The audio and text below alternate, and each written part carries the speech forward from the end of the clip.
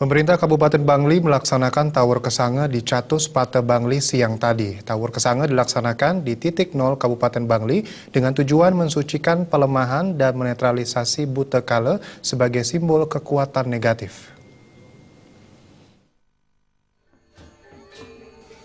Tawur Kesange merupakan upacara pecarowan yang digelar setahun sekali, tepat pada Tilem Kesange, yaitu setiap pergantian tahun Sake.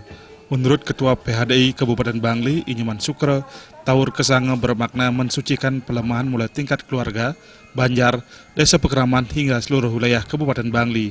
Dengan dilaksanakannya Tawur Kesange, Nyoman Sukre berharap Hari Raya Nyepi di Kabupaten Bangli bisa berjalan dengan aman dan damai.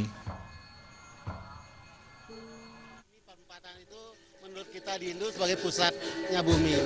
Mulai dari pusat bumi inilah kita ingin semua elemen buta kala, energi yang selama setahun kita nikmati, selama setahun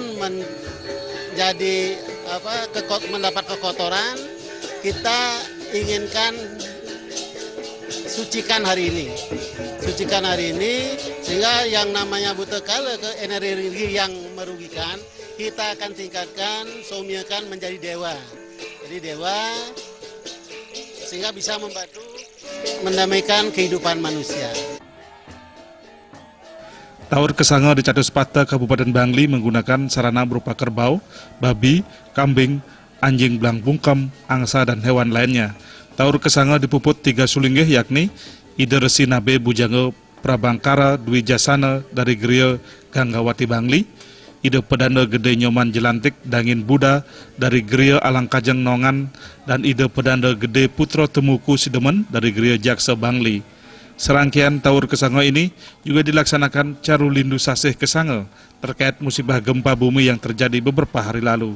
Sementara Bupati Bangli Made Gianyar berharap Hari Raya Nyepi di Kabupaten Bangli berjalan dengan tertib dan lancar. Bupati berpesan seluruh umat Hindu di Bangli melaksanakan catur berata penyepian dengan baik.